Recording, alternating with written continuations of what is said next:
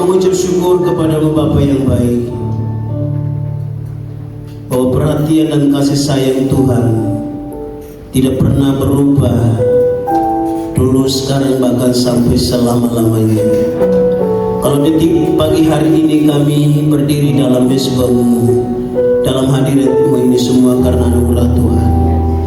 Engkau memberikan kami kesehatan, keselamatan, panjang umur, dan berkat kehidupan dan damai sejahtera sukacita surga yang terus Engkau alirkan dalam kehidupan kami dari hari ke hari hingga sampai detik hari ini. Dan kami percaya hari ini, besok, dan seterusnya sampai selama-lamanya penyertaan Tuhan selalu ada bagi kami.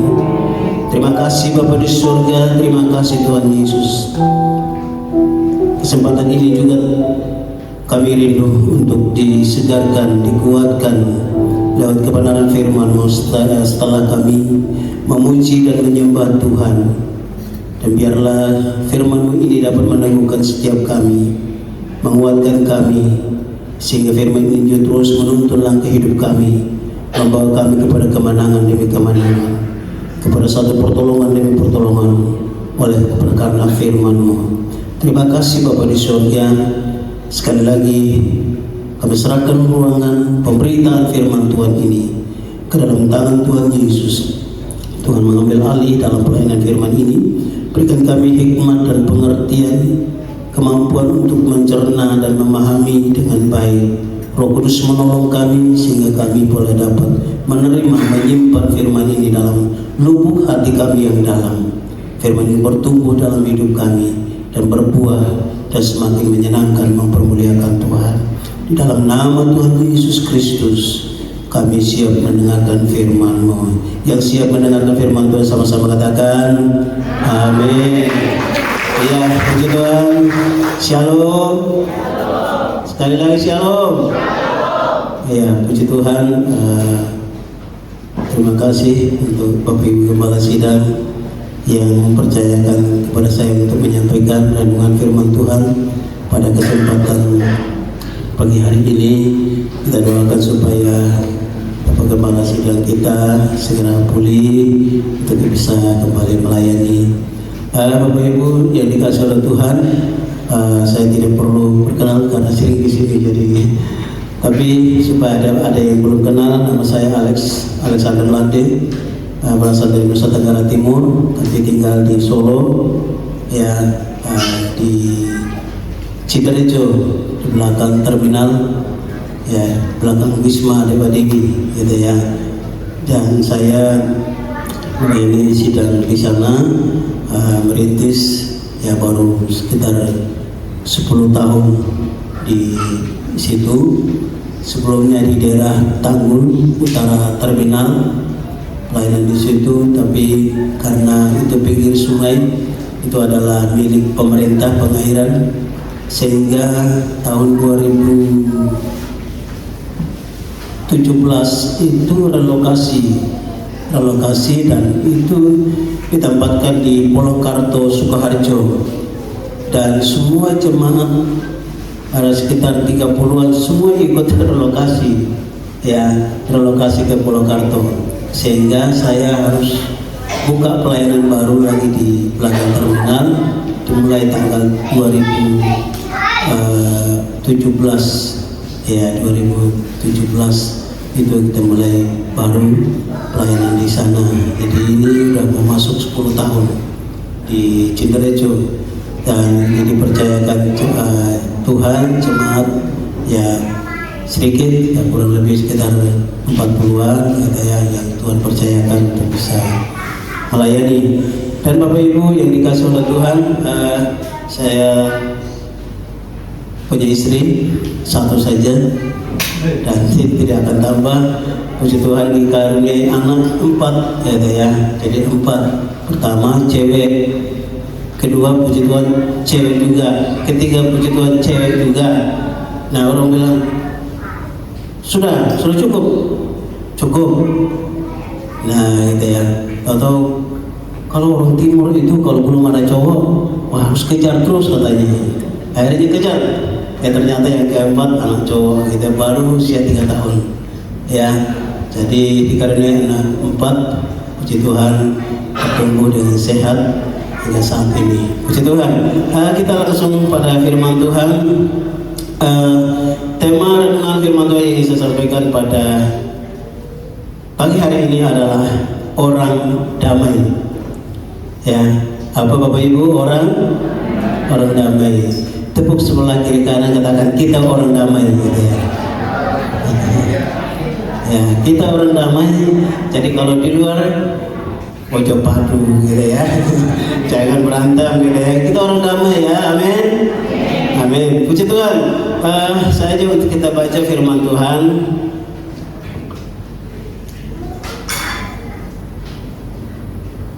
Dalam Matius pasal yang ke-5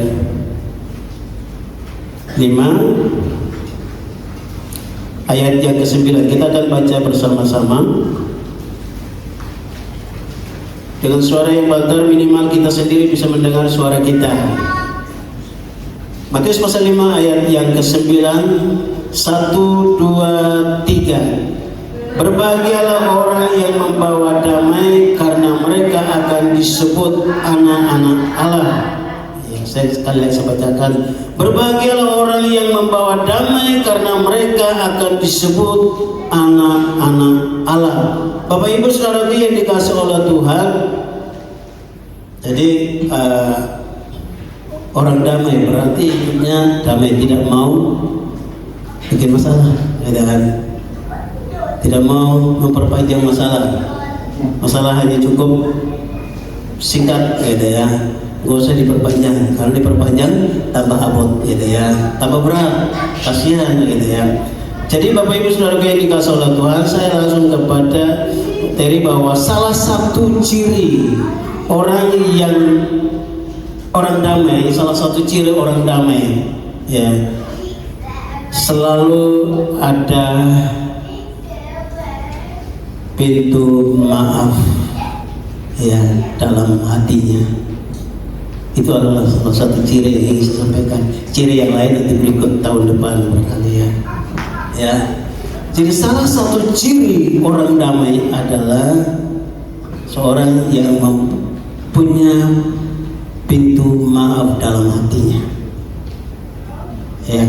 Kalau tidak ada pintu maaf dalam hatinya, maka Bapak Ibu Saudara yang dikasih oleh Tuhan, yang ada adalah menyimpan kesalahan orang lain, kelemahan orang lain, pelanggaran orang lain, termasuk itu adalah keluarga. Ya. Jadi Bapak Ibu Saudara yang dikasih oleh Tuhan, salah satu ciri dari orang damai adalah selalu ada pintu maaf di hati. Ya. Jadi saya berharap Bapak Ibu kita semua sebagai anak-anak Tuhan selalu ada pintu maaf di dalam hati kita. Ya. Kalau nggak ada Bapak Ibu Saudara, yang ada apa? Kepahitan, kekecewaan, ketidaksenangan, ya, kebencian dan lain sebagainya. Dan Bapak Ibu, ketika munculnya terjadinya dalam hati ini kebencian, ya, kekecewaan, kesedihan, kepahitan, ini jangan dipandang sepele, jangan dipandang remeh. Karena apa? Ini seperti silat, ya, tahu Bapak Ibu tahu silat ya, buat cukur itu, ya, itu sedikit demi sedikit mencabik seluruh organ-organ tubuh kita di dalam. Jadi jangan dipandang remeh tentang kekecewaan, kebencian ini. Maka Bapak Ibu selalu ada pintu maaf di dalam hati kita untuk orang-orang di sekitar kita, termasuk dalam keluarga dan juga tentunya di jemaat ataupun dalam lingkungan masyarakat di mana kita berada, supaya kita tetap menjadi orang damai. Dan dalam Alkitab disebut kita sebagai anak-anak Allah.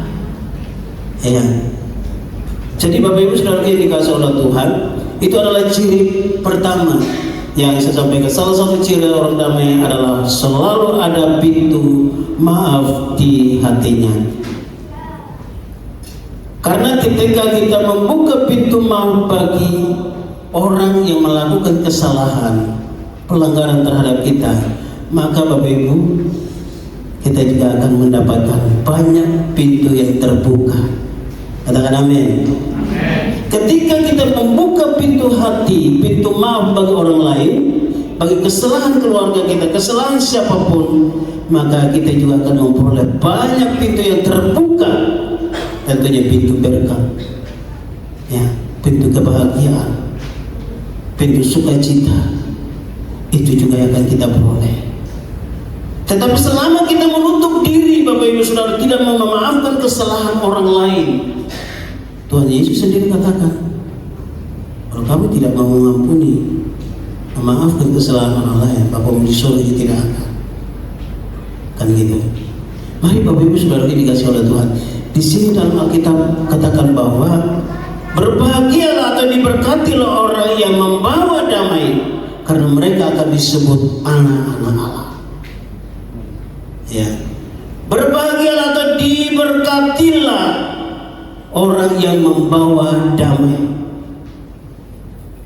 bukan membawa perselisihan, bukan menghadirkan percekcokan, bukan menghadirkan permusuhan, tetapi membawa damai.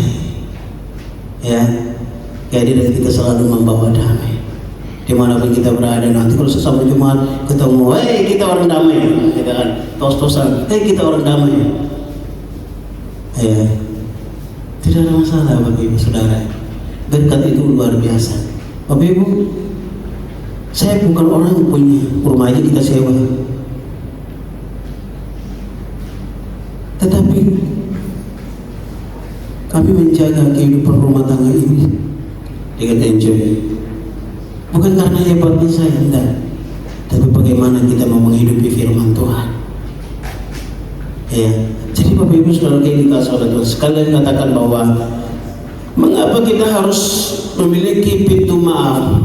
Karena ketika kita membuka pintu maaf bagi orang yang telah melakukan atau menyakiti, maka di saat itu pula banyak pintu terbuka bagi Bapak Ibu Saudara dan saya.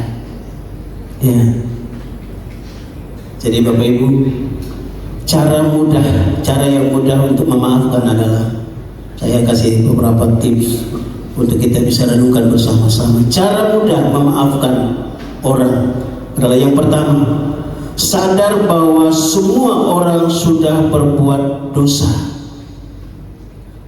Kita harus sadar bahwa semua orang telah berbuat dosa. Semua manusia berpotensi untuk melakukan kesalahan, termasuk Bapak Ibu Saudara dan saya. Ini yang menyadari kita bahwa ketika orang menyakiti kita, kita sadar bahwa dia juga manusia biasa, perlu dimaafkan. Amin.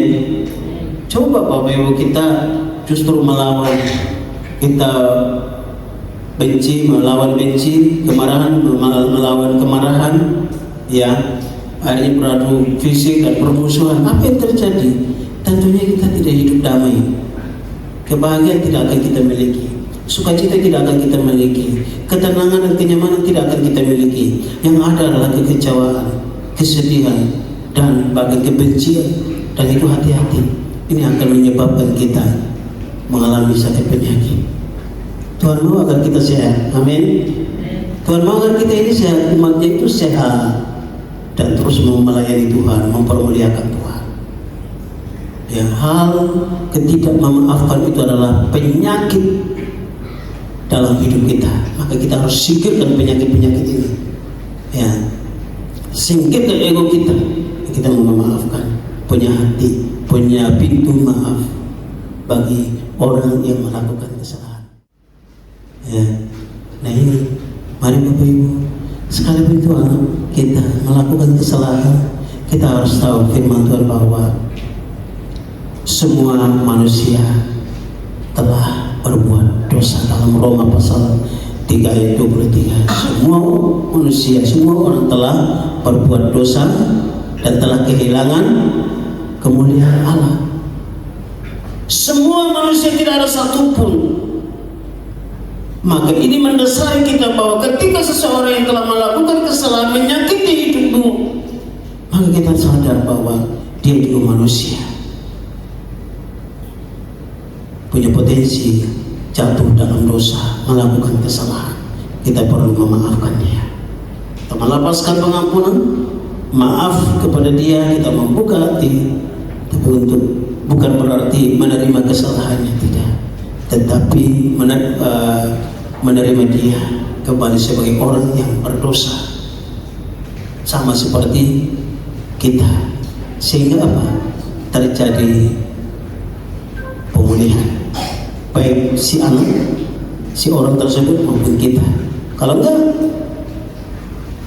kita juga ikut tersakiti, hidup di dalam kebencian.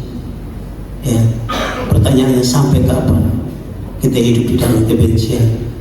Itu artinya selama masalah ini tidak kita selesaikan, kita hidup di dalam kebencian, kita hidup dalam kekecewaan. Pas jalan, tahu-tahu kita udah lupa, tahu-tahu ketemu, kecewa lagi. Tahu-tahu kita udah 1 minggu, 2 minggu, 3 minggu, 1 bulan, ketemu lagi, kecewa lagi. Karena mengingat kesalahannya. Dulu kita pernah bantu, kita pernah nolong, tapi kemudian sikapnya nggak baik, lalu kita jadi kecewa, kita jadi benci. Lalu suatu saat ketemu lagi, baik kita jadi nggak senang, nggak mau nyapa, nggak mau tegur dan lain sebagainya. Masih hidup di dalam kepahitan. Pertanyaan, sampai kapan? Selama kita tidak menggelirkan, menyelesaikan itu, kita tetap hidup di dalam kepahitan. Ya, maka kita harus selesaikan. Ya. Jadilah orang damai. Ya. Jadi poin yang pertama adalah sadar bahwa semua orang sudah berbuat dosa dan telah kehilangan kemuliaan Allah. Sehingga ini mendasari kita untuk bisa mengampuni seseorang atau memaafkan kesalahan orang lain. Salah satu contoh adalah Paulus. Ya, Paulus adalah seorang rasul yang luar biasa. Namun dia berkata bahwa Yesus Kristus datang untuk menyelamatkan orang berdosa, dan di antara mereka akulah yang paling berdosa. Ya. Yesus Kristus telah datang untuk menyelamatkan umat manusia yang telah jatuh dalam dosa. Di antara mereka akulah yang paling berdosa. Tingkat kesadaran yang tinggi dari Rasul Paulus ini memberikan contoh yang luar biasa buat kita, bahwa tidak ada satupun yang tidak berbuat dosa, tidak melakukan kesalahan. Tetapi oleh karena kasih karunia Allah itu kita diselamatkan, termasuk kita juga menyadari kita adalah paling berdosa. Ya, siapapun dia, seorang pendeta pun dia juga dari latar belakang yang paling berdosa. Saya ketika waktu masih SD, orang tua sudah dipanggil Tuhan. SD kelas 1 mama dipanggil, masuk SD kelas 2 bapak saya dipanggil Tuhan. Lalu dia berjuang sendiri karena keluarga kakak-kakak semua, saya anak bontot, kakak-kakak saya ada 5, tapi perempuan semua, saya seorang cowok sendiri. Dan Bapak Ibu, adat timur itu biasanya semua kepercayaan warisan itu jatuh ke anak cowok. Terserah nanti anak cowok bagikan kepada saudara atau tidak, itu urusannya sendiri. Nah Bapak Ibu Saudara, saya ini ternyata setelah orang tua dipanggil Tuhan itu banyak orang datang bahwa bapakmu ambil barang ini dan kamu punya utang, jadi kamu harus bayar. Saya masih SD kelas 3, kelas 2 Bapak Ibu. Saya harus diperhadapkan dengan RT RW untuk menghadap permasalahan-permasalahan, disuruh harus bayar katanya. Ketika bapak saya mau meninggal, itu mengumpulkan tokoh-tokoh ataupun semua warga di seluruh di satu kecamatan itu dikumpulin. Artinya yang merasa bahwa membangun relasi, bapak saya membangun relasi dengan mereka itu dikumpulin semua dan menanyakan. Saya saksinya langsung bahwa ketika kalian merasa punya utang dengan saya, silakan sampaikan supaya akan dicatat oleh keluarga anak. Nah ternyata yang menyampaikan hanya 4 orang yang menyampaikan. Lalu ada satu yang dibantah oleh Bapak bahwa ini sudah beres, hanya tinggal 3. Nah 3 akhirnya kami lunasin utang-utangnya. Nah ternyata Bapak Ibu, selain itu menjelang berapa bulan gitu ada yang lain datang. Padahal waktu acara pertemuan itu mereka juga datang, tapi mereka datang lagi. Oh kami punya barang di bapakmu dulu ambil ini. Saya bilang itu udah gak berlaku karena Bapak dulu juga diundang. Bapak hadir tapi Bapak tidak menyampaikan. Lihat catatan ini. Nah dia nggak senang. Ada beberapa orang tidak senang. Lalu mereka merencanakan jahat terhadap saya. Mereka punya kerinduan. Ini anak cowok satu-satunya harus dilenyapkan. Jadi saya masih waktu SD kelas 2 sampai kelas 6 itu jadi orang yang seperti dikejar-kejar, bukan hanya dikejar-kejaran, tetapi dengan bawa alat tajam, busur, anak panah dan lain sebagainya, parang. Sebagai anak seorang yang sangat takut. Ketika dia datang, mereka datang itu saya harus lari. Betul kita di desa lari lalu masuk ke kebun kemiri, kami punya kebun kemiri, lalu masuk. Suatu saat saya lari masuk itu ternyata itu jurang Bapak Ibu Saudara, jatuh itu kayak perosotan gitu, sampai ternyata saya ditempatkan di kali kering, ya sungai kering. Di situ hanya ada pasir, untuk pasir, kalau enggak tewas saya gitu ya. Tetapi Bapak Ibu Saudara, tidak ada satu pun terluka dari badan saya. Kemudian saya mau ke siapa? Kakak-kakak perempuan mereka sudah nikah tapi mereka tidak punya hak dan mereka tidak bisa apa-apa. Saya hanya bisa bersembunyi dari tempat ke tempat. Malam ini tidur di sini, tidak boleh tidur di rumah, akan dicari terus. Suatu saat saya tidur di tempat kakak nomor pertama, pagi-pagi didatangi hansip.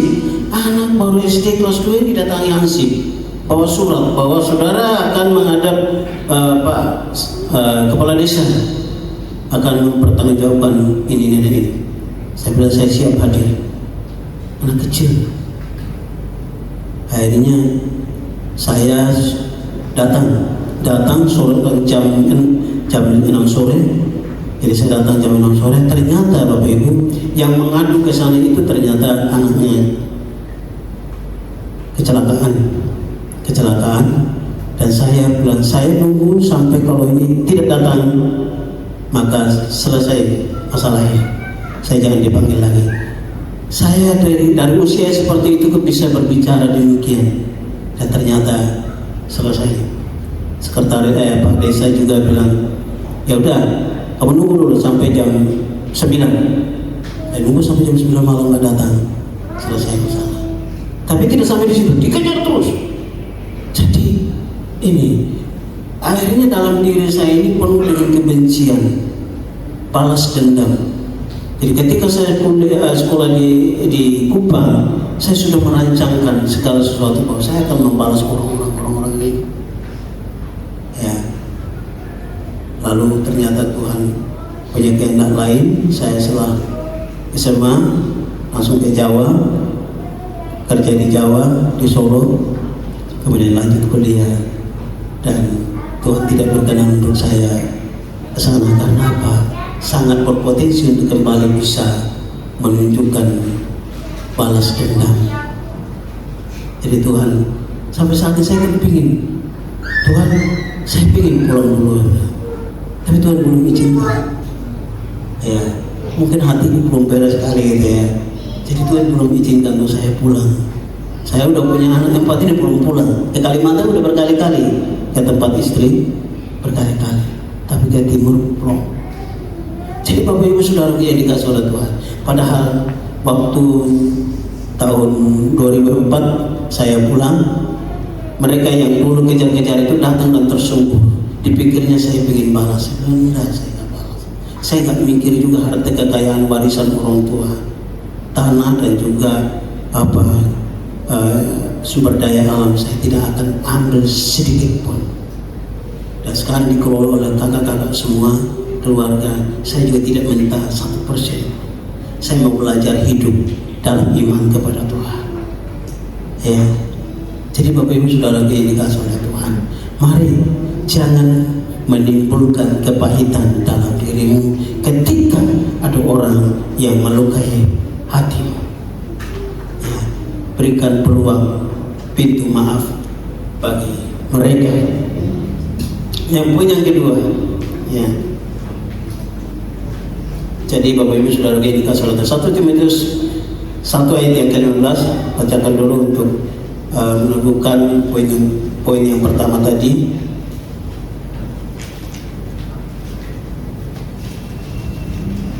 1 Timotius pasal yang ke-1 ayat yang ke-15, saya bacakan buat kita sekalian. Perkataan ini benar dan patut diterima sepenuhnya. Kristus Yesus datang ke dunia untuk menyelamatkan orang berdosa, dan di antara mereka akulah yang paling berdosa. Tingkat kesadaran dan pemahaman yang begitu luar biasa dari seorang Rasul Paulus bahwa dia tidak melihat dirinya sekarang sebagai rasul, tetapi dia juga melihat bahwa dia juga orang yang berdosa, paling berdosa dikatakan. Maka dia tidak mau membuka ataupun menutup hatinya untuk memaafkan orang lain, karena semua orang telah berbuat dosa. Mari Bapak Ibu, bukalah pintu hati kita untuk memaafkan, termasuk pastinya juga dalam keluarga.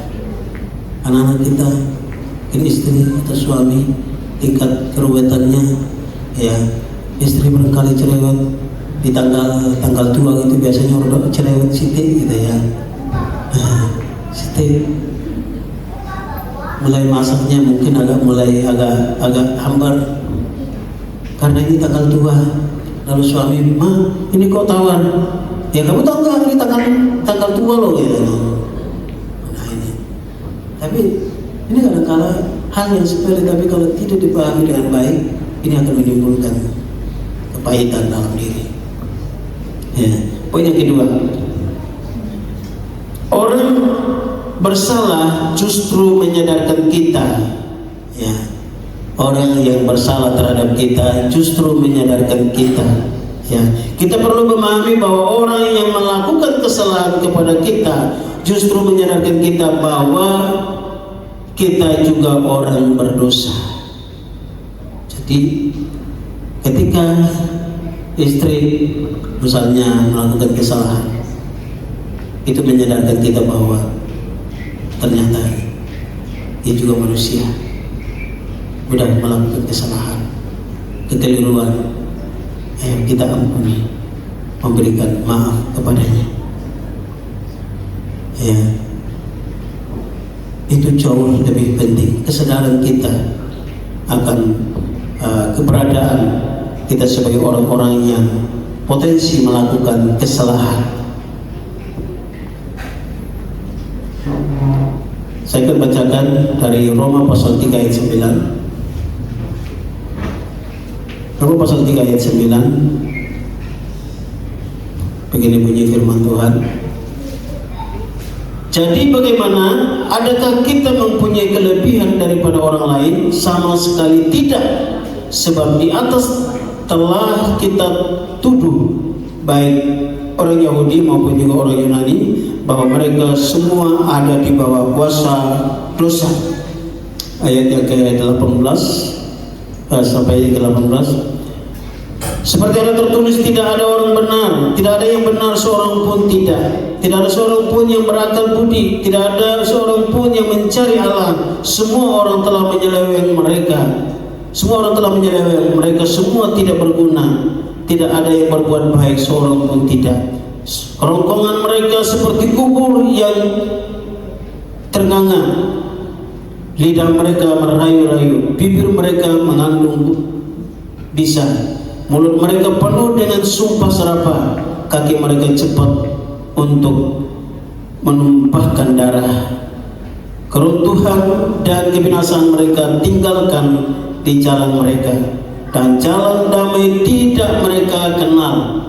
Rasa takut kepada Allah tidak ada pada orang Itu ayat yang ke-23. Karena semua orang telah berbuat dosa dan telah kehilangan kemuliaan Allah. Tidak ada, semua telah melakukan dosa, mulut mereka penuh dengan dusta. Ya, ini yang memberikan, menyadarkan kepada kita bahwa semua orang telah berbuat dosa. Jadi ketika kita ada yang melukai kita, ada yang menyakiti kita, itu justru menyadarkan kita bahwa dia juga adalah orang berdosa.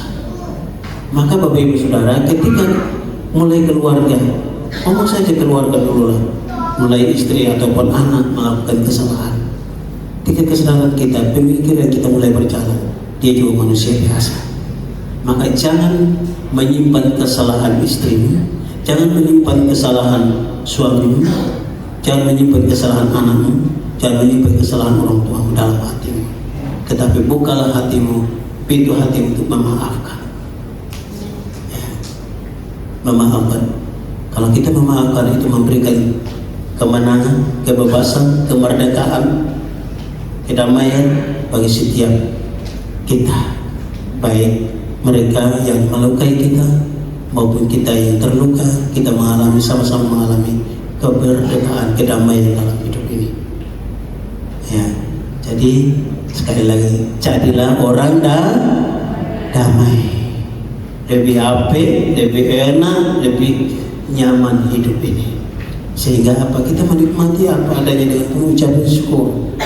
Ya, firman Tuhan berkata bahwa lebih baik sepiring sayur dengan kasih daripada dengan lembut tambun tapi penuh kebencian. Pilih mana? Sepiring sayur dengan penuh kasih, mesra, enjoy, wah enak ini, apalagi ada tempe, ada tahu, sambal, terasi, wah enak sekali gitu kan. Nikmatinya rebutan gitu kan. Tapi di situ ada capcay, ada buyung hai, ada semua hai tersedia, ada daging babi, dan lain sebagainya. Wow. Tapi itu marah-marah gitu kan. Duit ente gara-gara beli daging babi, duit ente gara-gara beli sapi, duit ente gara-gara beli capcay. Ras itu makan lah gitu kan. Udah marah duluan. Pergi suami istri dan anak-anak pergi. Ayo Pak, makan di luar, sekarang makan di luar. Yo pergi. Di jalan mulai, Pak makan apa? Aku sate buntel gitu ya. Satu lagi aku ini tengkleng gitu kan. Satu lagi aku rica-rica gitu kan. Mulai, Pak tuh satu buntelnya mahal loh.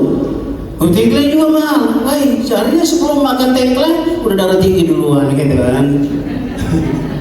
Udah darah tinggi duluan gitu kan. Akhirnya nggak jadi, bukannya makan tengkleng, bukannya makan sate buntel, malah kayak puskesmas mengobati gitu kan. Bapak Ibu jaga gitu ya. Jadi Bapak Ibu Saudara, memang kalau kita mengontrol hati ini dengan baik supaya kita ini hidup tenang, makan pun enak walaupun memang itu daging. Kita makan itu menjadi suatu nutrisi yang baik, protein yang baik bagi tubuh kita, bukan menjadi kolesterol gitu ya. Ya, jadi Bapak Ibu Saudara yang dikasihi oleh Tuhan, orang yang bersalah terhadap kita justru menyadarkan kita bahwa dia juga manusia biasa yang mudah jatuh dalam dosa. Ya, sehingga kita memberikan peluang maaf buat dia, sehingga menciptakan suasana yang damai dan menikmati kehidupan yang penuh damai dan sukacita. Ya. Bapak Ibu Saudara yang dikasihi oleh Tuhan, poin yang ketiga yang ingin saya sampaikan kepada kita adalah memberi maaf adalah bukti kualitas hidup orang percaya. Ya. Memberi maaf adalah bukti kualitas hidup orang percaya. Jadi Bapak Ibu yang dikasihi oleh Tuhan, jadi ketika kita memberi maaf atau memaafkan kesalahan orang, berarti saudara atau Bapak Ibu kita semua sedang menunjukkan kualitas diri sebagai anak-anak Tuhan. Maka dalam Matius pasal 5 ayat yang ke-9 dikatakan, Diberkatilah atau berbahagialah orang yang membawa damai, karena mereka akan disebut anak-anak Allah. Kalau begitu sebaliknya, kalau kita tidak membawa damai, yang membawa permusuhan, membawa kebencian, membawa percekcokan, berarti bukan sebagai anak-anak Allah. Nah, kita ini setiap hari, setiap minggu datang ke gereja, setiap hari kita berdoa, memuji Tuhan, dalam persekutuan keluarga kita memuji Tuhan. Tapi kita tidak menjaga bibir mulut kita, kita tidak menjaga sikap hati kita, membawa permusuhan di tengah-tengah keluarga dan masyarakat, maka kita tidak menunjukkan kualitas hidup kita sebagai anak-anak Tuhan. Mari Bapak Ibu Saudara yang dikasihi oleh Tuhan, firman Tuhan menginginkan supaya kita menjadi orang-orang yang membawa damai di tengah-tengah keluarga, bahkan juga di tengah-tengah masyarakat di mana kita berada. Saya ketika waktu buka perintis di desa Congkang, mungkin Bapak Ibu tahu, bahkan desa Linggo di arah sebelum Tasikmadu. Saya ada kenal salah satu bapak dari kita mudi bis. Lalu cerita-cerita, singkat cerita, dia suruh main. Saya kalau orang yang suruh main itu kesempatan untuk saya bisa datang untuk menginjili. Dan saya ke sana, tapi sebelumnya saya 1 bulan saya berdoa dan berpuasa, Tuhan tolong supaya orang ini bisa diselamatkan. Lalu setelah doa puasa, saya ke Desa Linggo ketemu, tanya orang, Pak, ini Pak Warto rumahnya di mana? Oh, di sini Pak Warto ada 2, satu Pak RT, satu warga biasa. Waduh, aku jadi bingung, kedua Pak Warto mana? Dia nggak sebut statusnya, jabatannya. Nah, ciri-cirinya, saya bilang itu botak. Oh, itu Pak RT, Pak Warto RT. Waduh, pikiran hati langsung tersentak, ini RT lagi, ini bagaimana aku bisa sampaikan firman Tuhan gitu ya. Tapi udah dengan berani maju. Dan Bapak Ibu Saudara yang dikasihi oleh Tuhan, saya sampai sana, wah, disambut dengan baik gitu ya. Itu calon orang damai. Disambut dengan baik itu adalah calon orang damai. Wah, bagaimana supaya dia menjadi orang damai? Saya mulai cerita dan dia ternyata dia banyak mengenal orang-orang timur, dan ini kesempatan buat saya. Saya hanya sampai ke saat itu juga saya sampaikan firman, dan kemudian dia terima Yesus. Sementara cerita kasih saya sudah disuguhin bakso, ST, Pak nambah gitu kan. Udah di Jawa kalau nambah itu saru gitu ya. Pun nambah, kenapa nambah? Supaya lama ceritanya gitu kan. Lama cerita, puas. Akhirnya membangun relasi baik, cerita baik. Akhirnya satu keluarga diselamatkan. Akhirnya 6 bulan kemudian kita baptis mereka dan jadi jemaat Tuhan. Jadi Bapak Ibu Saudara, kehidupan kita membawa damai. Ya, ketika kita memaafkan, itu kita sedang menunjukkan kualitas hidup kita sebagai anak-anak Tuhan. Jangan kita baca ayat ini kalau kita tidak terapkan. Ya.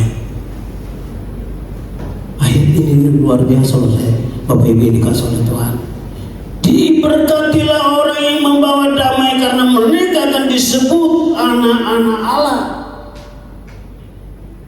Ketika kita membawa damai, membangun hubungan yang baik dengan semua orang, itu artinya kita sedang menunjukkan kualitas hidup kita sebagai anak-anak Tuhan. Saya ini orang Kristen, saya ini anak-anak Tuhan, orang gereja. Saya harus menunjukkan, menjaga diri dengan baik, menjaga kekudusan Tuhan, untuk Injil kebenaran Tuhan tersampaikan. Ya.